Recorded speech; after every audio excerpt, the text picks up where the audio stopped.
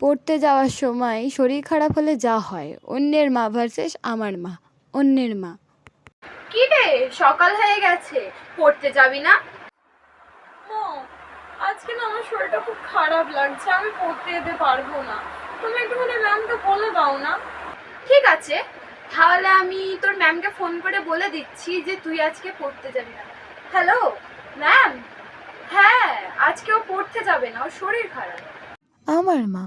কি রে, সকাল হয়ে গেছে, উঠবি না?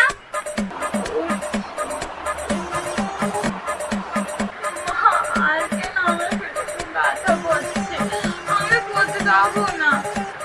ঠিক আছে, এই রেখে গেলাম। মা, আমি পড়তে যাচ্ছি।